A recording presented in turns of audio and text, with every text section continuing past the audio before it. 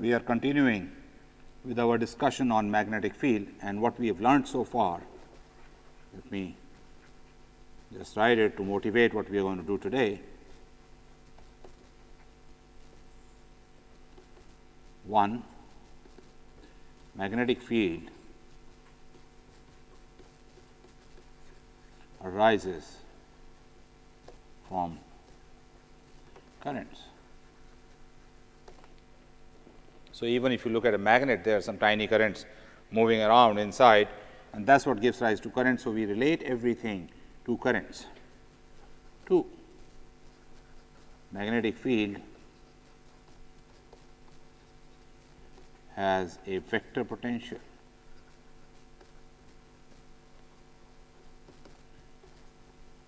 Associated with it.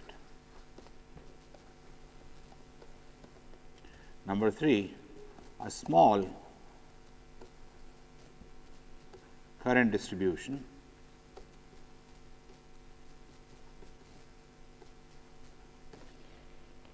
or also when we a subset is small current loop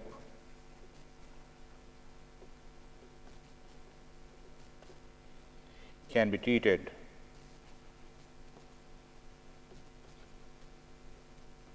to be a magnetic point dipole.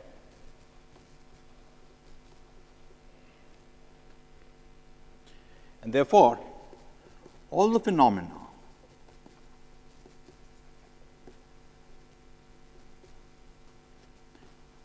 related to magnetism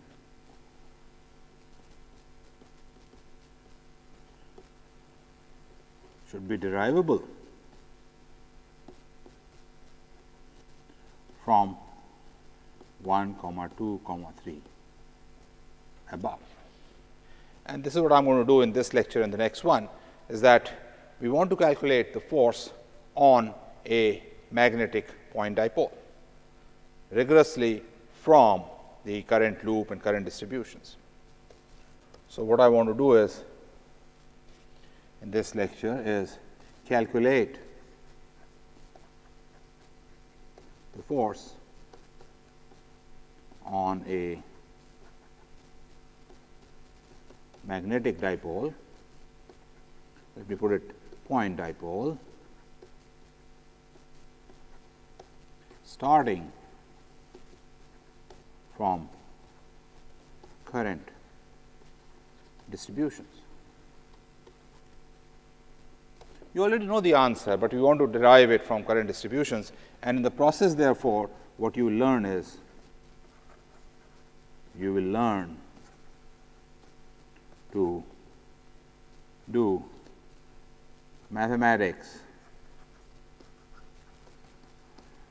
related to calculation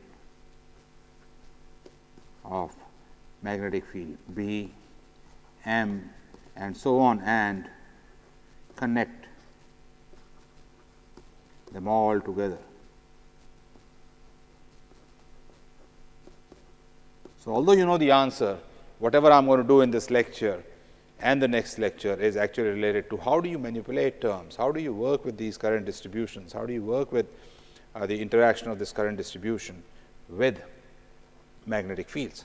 So, let us start with force on a point dipole. And let me remind you here first what the force on a electric point dipole P in an electric field is.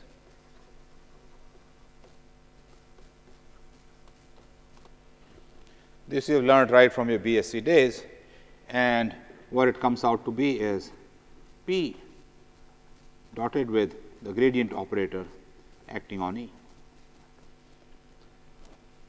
That is the force on a point dipole. And physically, it is very easy to understand. Suppose there is a point dipole which I can consider to be a combination of a plus and minus q separated by a distance. And suppose I apply a field in the same direction as the dipole moment. This is E, and P is pointing from negative to positive dipole. The forces on plus q and minus q will not cancel and give a net force only if E changes between minus q and plus q. And therefore, there has to be a change in the field going from minus q to plus q. In other words, there has to be a gradient in the field, and therefore, the force depends on the gradient of the electric field. Notice, if the field is uniform, there will be no force on the dipole. So, we have also understood physically how it arises. Let us now understand what the force on a magnetic dipole would be. So, force on a magnetic dipole, I would anticipate would be the magnetic moment m dot grad of B. What this means is, I take mx partial x plus my partial y plus mz partial z acting on vector B. The vector nature of force comes from B. M and the grad operator are dotted. Is the force this? And we will see it is this, but there is little more subtlety. When we derive it, you will see that. So, first let me give you a physical argument. First, let us learn by a simple example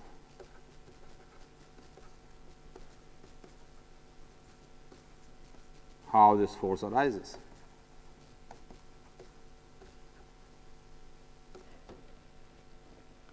Since I am calculating the force on a point dipole, the B or any of its derivative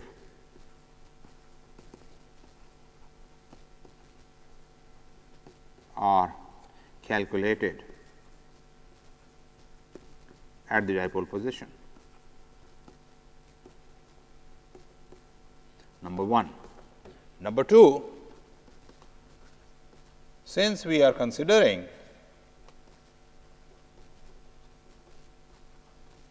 a point dipole, the current distribution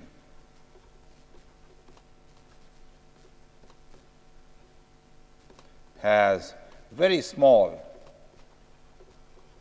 extent.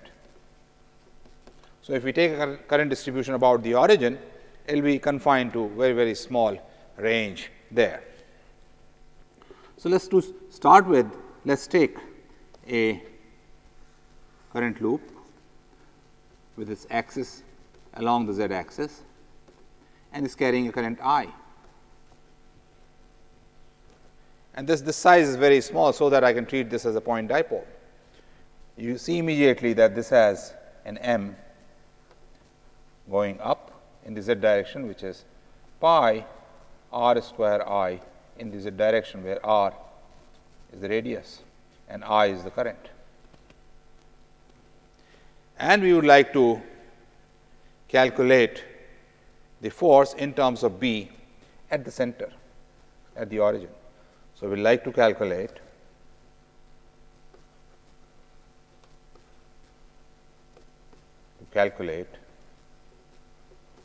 force in terms of m and B or its derivatives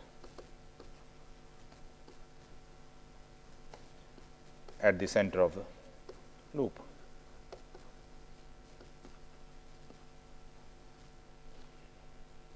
So, let us do that now. Here is the loop along the z axis, m equals phi r square I z. Let us see where does the force arise from. The force is that applied on the current carrying wire. So, current is being carried at this distance r from the center. Let us take the center to be the origin. So, take center of the loop to be the origin. Then let us see how does force arise. So, if I take this loop and take a small portion of it,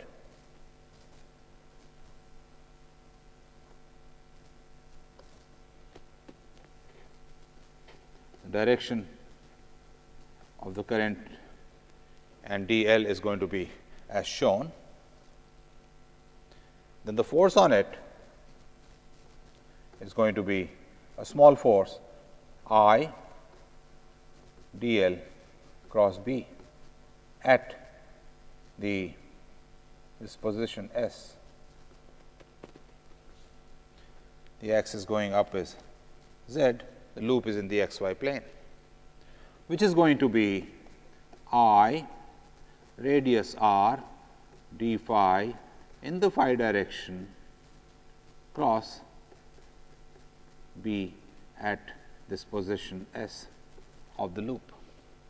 So, this small force on that small section of the loop is d f equals I r d phi phi cross B at S.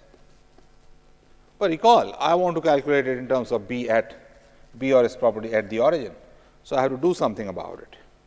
Let us see what B at S would be. So, question: what is B at S equals this radius? And remember, radius is very small. When we say r is very small, that means B upon grad of B or change in B is much greater than r. So, there is hardly any change of B, or it changes very little over r. So, r is small. So, now let us see. I am going to use a property of B to calculate B at S. Now, again, because I am simplifying the problem, I am trying to give a physical argument. What I will assume is, assume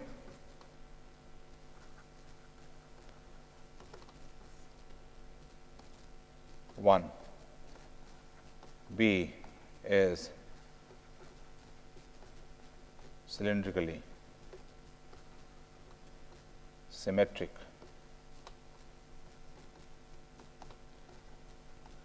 about the origin, and 2, B has only Z and S components.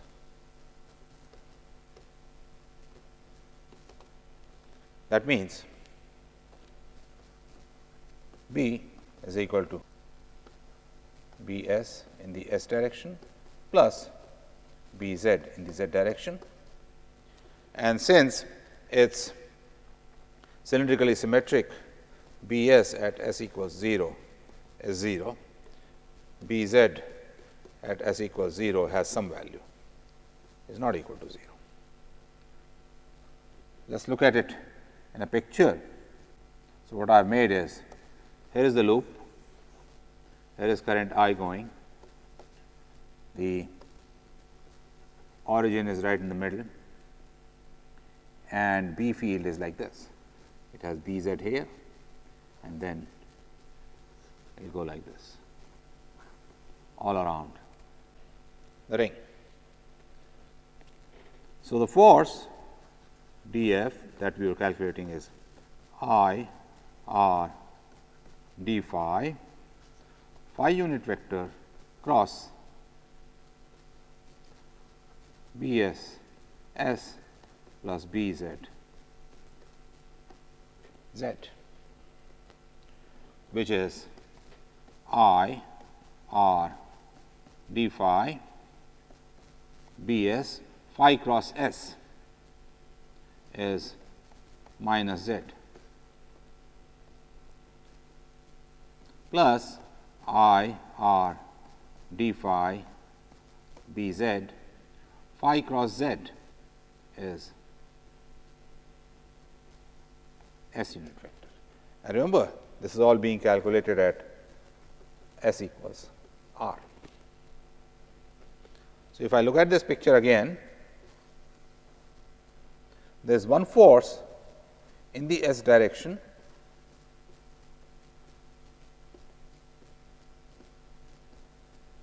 and since we are taking it to be cylindrically symmetric, the magnitude is all the same all throughout and this is cancelled. So, s component of the force F s, which will be integration d f s, will be equal to integration I r b z at r d phi of the s unit vector. S unit vector is cosine phi x plus sine phi y, and the integration is from 0 to 2 pi. Both these integrals vanish and therefore, f s is 0. So, the only component of the force that is left is b s, or the z component, and the z component now is going to be f z is going to be minus I r b s at s equals r d phi in the z direction, which is nothing but, since field is symmetric, minus 2 pi r times b s at s equals r in the z direction. Now, let us calculate b s at s equals r.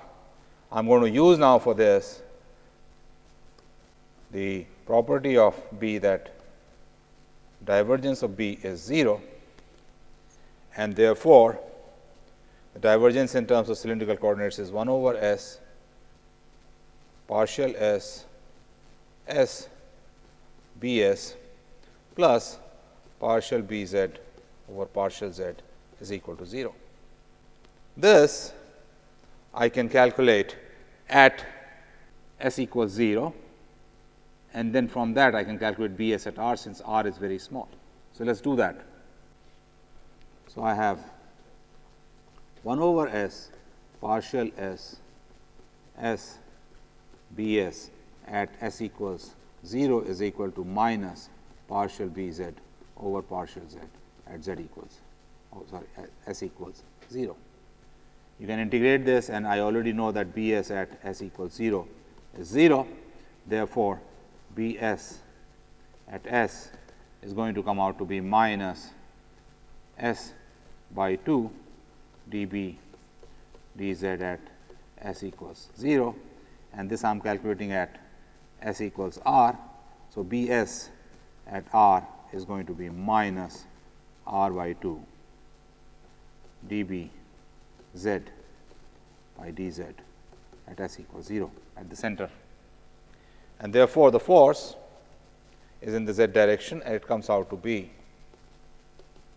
minus 2 pi I r times r by 2 with a minus sign times d b z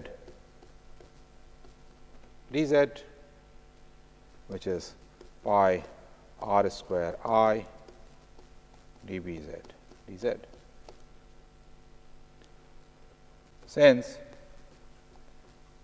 m equals pi r square I z, you can see immediately that the force is nothing but m dot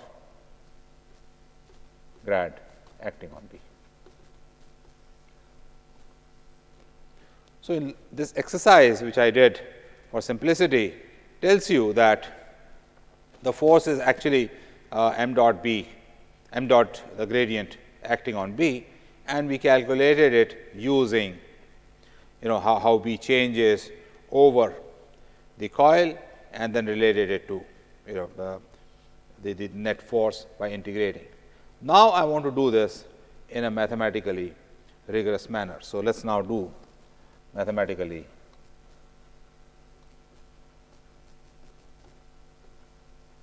rigorous derivation.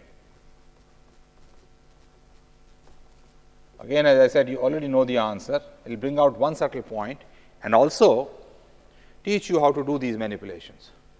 So, now I will consider a current distribution centered at the origin. There is this J inside,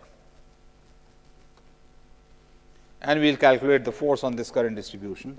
So, we want to calculate the force on the current distribution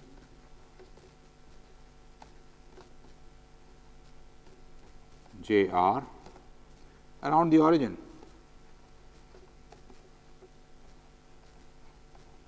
And this is put in a field B.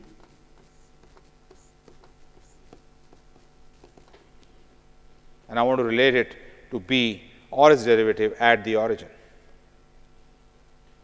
So, again when I calculate the force, I am going to calculate the force through Lorentz formula. So, force is calculated using dF equals I dl cross B. So, let us do that. One more thing I should mention is that this is confined in a very small region. This we had already said, but I want to re-emphasize it. So, here is this distribution.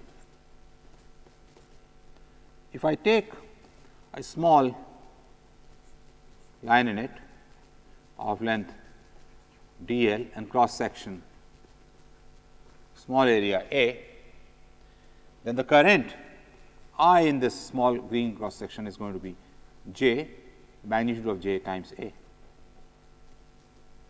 So, the force on this small portion dF is going to be I dl cross B, which I can write as J small area A dl cross B. dl is in the current direction.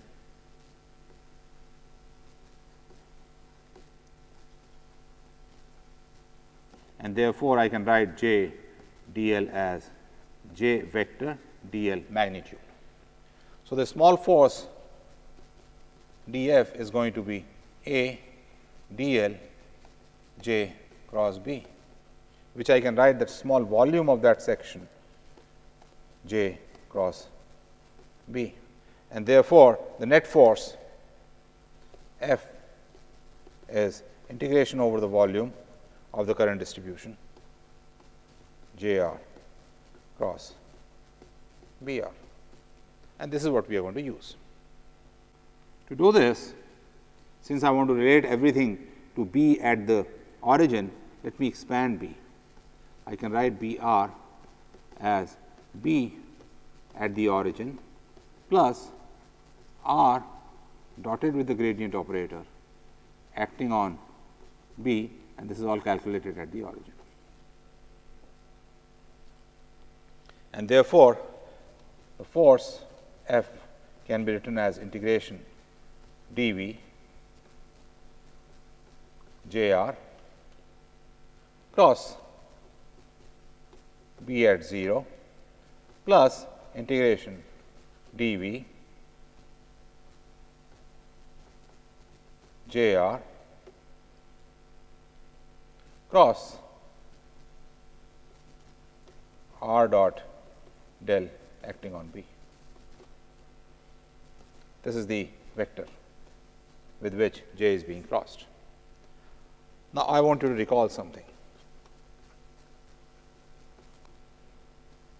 Integration dV jr for confined current in a small volume is 0. How did we prove that? We had proved this by taking the integration of the divergence of x jr, or in general divergence of r I, where r 1 is x, r 2 is y, r 3 is z jr, and this is written as integration r I jr dot ds. Using this, we had proved this. So, recall that, and therefore, the first term is 0. The first term vanishes, and I am left with f equals integration dV jr cross r dot del acting on B. And we will calculate this now, and this requires a little work. So, I want you to go through this math right properly. So, let us do that. So, we are calculating f, which is equal to integration dV jr cross r dot del acting on B at the origin. Remember, the integration variable is over r. So, the r dependence on the second term comes from here, and r dependence comes from here. Let us calculate the alpha component of f. So, I am going to write f alpha, which is going to be equal to integration dV jr cross r dot del acting on B vector alpha component, which I can write as integration dV. I will use the Levi-Civita symbol alpha beta gamma j beta r dot del acting on B gamma, which I can further expand as dV j beta r L partial L acting on B gamma. Summation index is used, summation convention is used. Now, what is the integral over? Is j b and r L. Now, I would like you to recall that integration dV j b r L is equal to minus integration dV j L r b. Recall this. And for this, we had taken the integral over the volume of r I, r j, j vector and integrated it. So, I am going to use the same thing out here and write this f alpha integral as integration dV j b r L j beta r L minus j L r beta partial L acting on B gamma, and I had forgotten out here. So, let me correct this. There was an epsilon alpha beta gamma. So, there is an epsilon alpha beta gamma here. Now, notice that j beta r L minus J L R beta is nothing but epsilon beta L k J cross R kth component. So, I can write my F alpha as there should be a factor of half here, which I had forgotten, half integration dV epsilon alpha beta gamma epsilon beta L k J cross R k partial L B gamma. That is where we reached. And this I can use now the product of two Levi-Civita symbols, and write this as integration dV. Beta is the index which is in the middle, so it has to be switched. So, I will pick up a minus sign and then write this as delta alpha L delta gamma k minus delta alpha k delta gamma L times J cross R k partial L B gamma. I will change the sign of J cross R to R cross J and write this as, so I have this F which is equal to 1/2 integration dV delta alpha L delta gamma k minus delta alpha k delta gamma L. I have changed the sign out here and I write this as R cross J k partial L B gamma. Now, I can do the summation. The sign has been changed here. So, this comes out to be equal to integration dV. First term, when I sum over alpha, alpha is the force that I am calculating. Sorry, I have to have an alpha here and there is no vector sign on top. dV, and I have delta alpha L. So, I am going to have sum over L. So, it is going to be R cross J kth term partial alpha B k minus 1/2 integration dV R cross J alpha partial gamma B gamma. This is the answer for F alpha. So, this is equal to, let me write in vector notation, integration dV R cross J kth component. Let me put this in the bracket, and outside I can write partial alpha B k, because this is calculated at the origin. So, this is outside. Integration is only over R and J variables, minus integration dV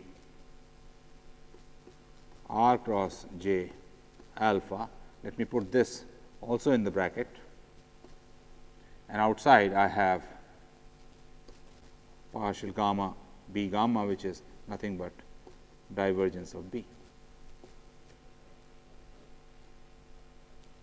And divergence of B is 0. So, we have used the fact that divergence of B is 0, which we had used earlier in that simple coil also when I calculated Bs at the boundary. So, I have F alpha finally equal to 1/2 integration dV r cross j kth component partial L alpha b k. Recall what is this? This is nothing but m k. So, I have F alpha equals magnetic dipole moment m k partial alpha b k, which I can write as partial alpha m k b k, which I can write as partial alpha m dot b.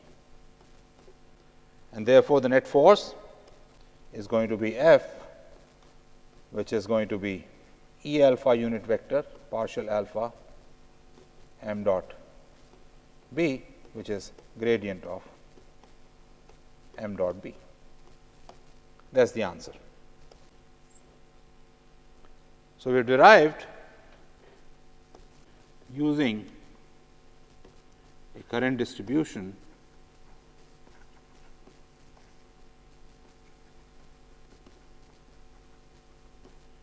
in a magnetic field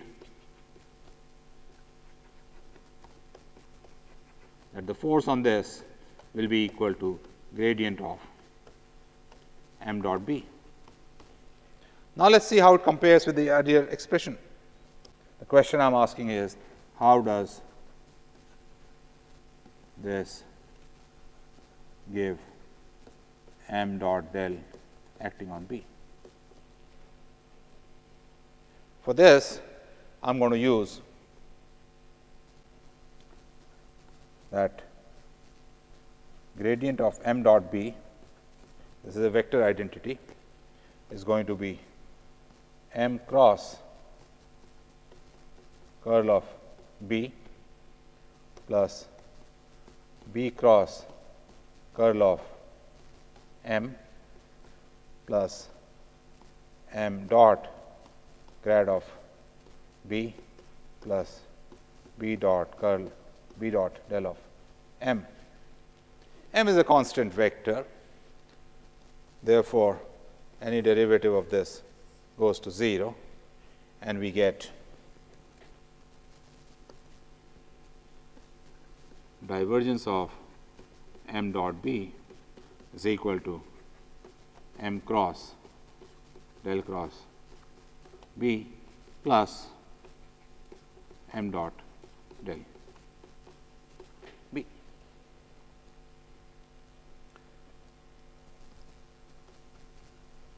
This gives for curl of b is equal to 0, this gives f equals m dot del b,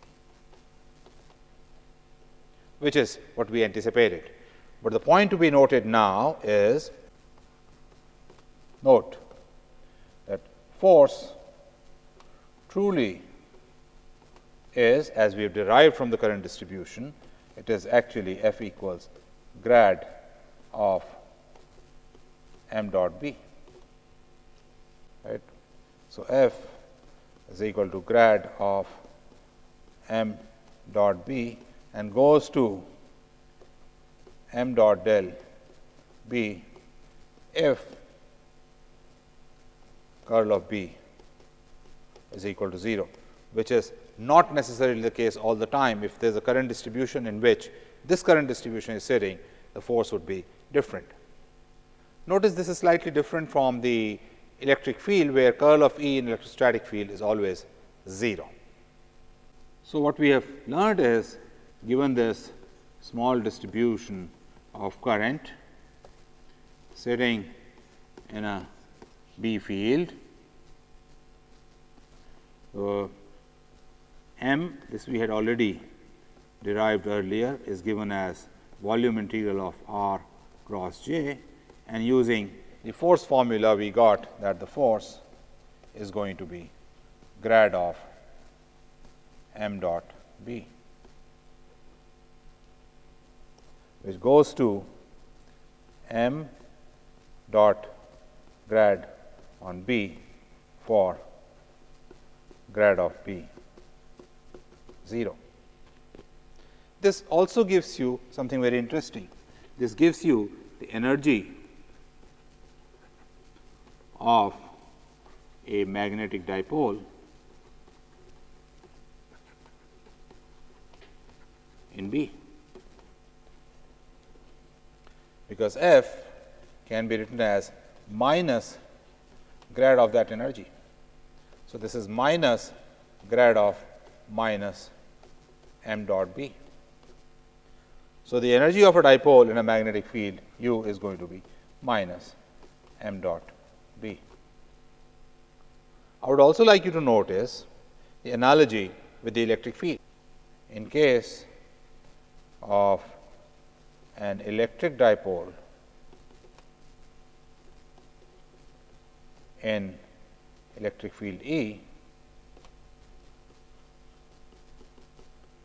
force is P dot grad acting on E, the energy is minus P dot E, and this can also force can also be written as grad of P dot E, because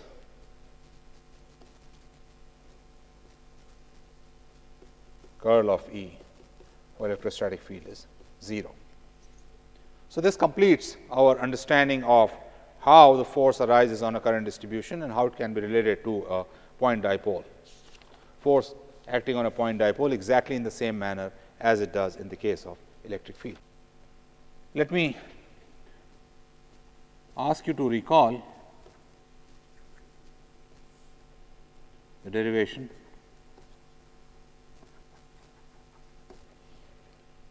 after going through this lecture and derive the force on an electric dipole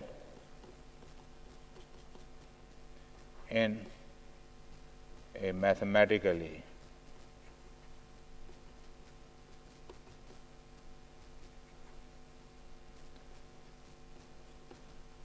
rigorous manner for a charge distribution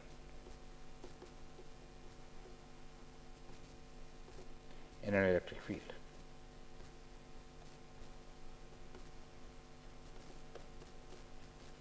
I am leaving that for you. So, let me now conclude this lecture by stating that we considered a current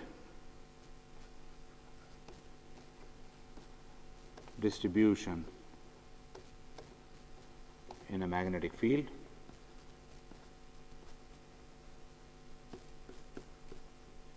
and calculated the force on it.